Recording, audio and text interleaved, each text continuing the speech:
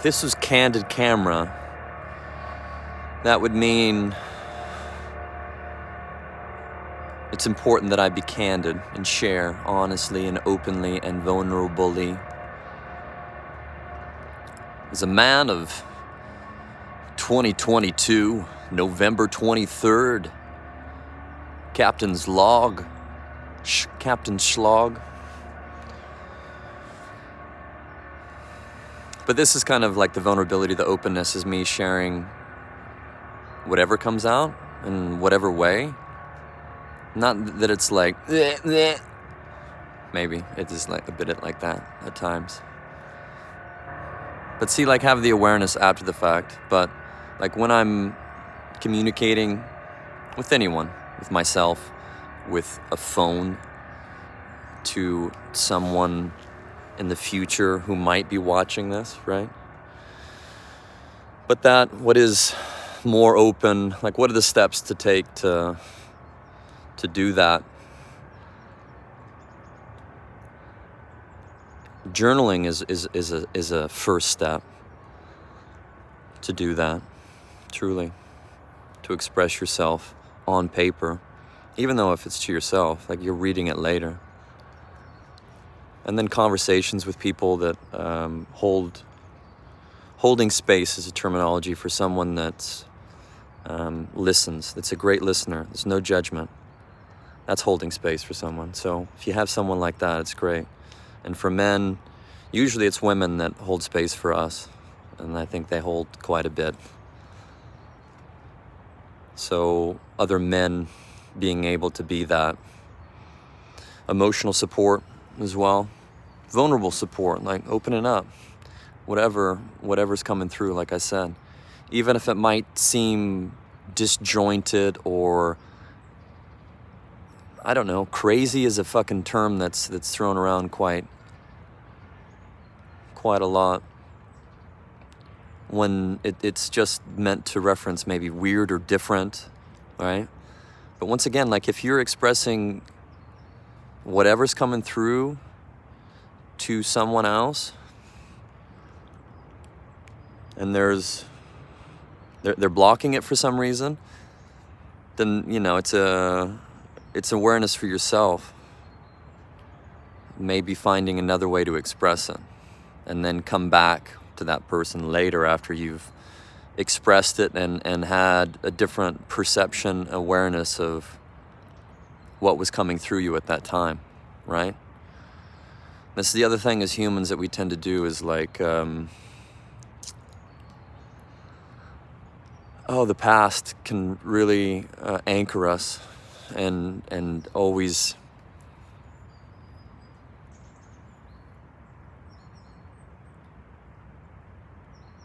give us the feeling of whatever happened at that time.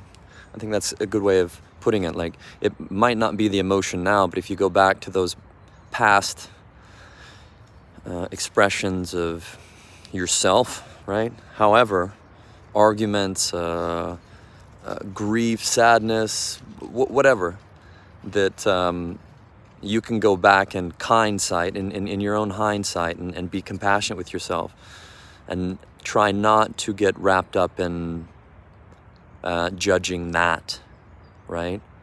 So if someone externally maybe has judged something that you've expressed within yourself, you might hear that same voice, more than likely. And that's what you want to dive into. So then when you are expressing yourself, like it's not, you're doing it to aim to connect in some way, like you're sharing parts of your own human experience.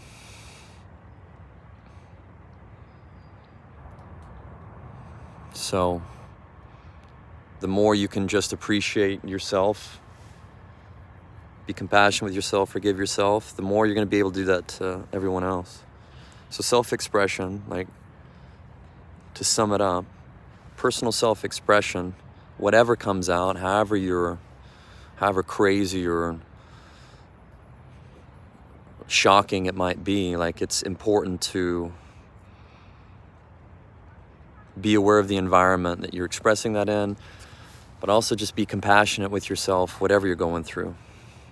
Forgive yourself, especially when other people are not responding the way you'd want them to, I guess, which is to listen and to empathize, to be compassionate, to be forgiving if maybe you said something that hurt them.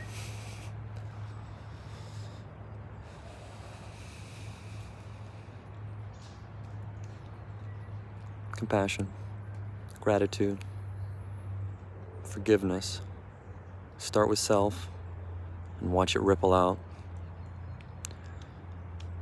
And then when you are expressing yourself, like, you just go back to that all the time. Like, every day is opportunity to see the same environment in a much deeper way. And in those instances, you can be facing things that you could be experiencing things you've never experienced before. And so there could be like new expression. Like, oh my God, what is this feeling in my body? And some of us are better at expressing than others. But that's why it's always good to have some sort of support. Nature can be that. Hey.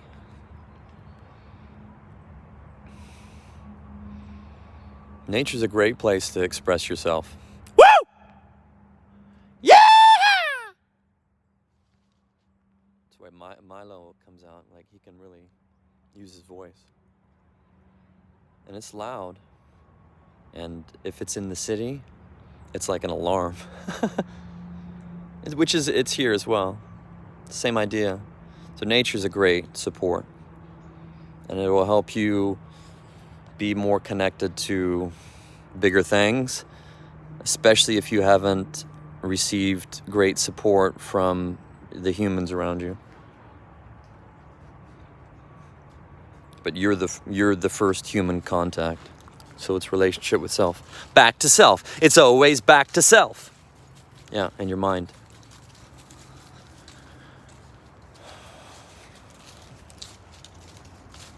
Have a great day. A lot of us don't have the time to reflect like this. That's why, like, a journaling practice is a good start.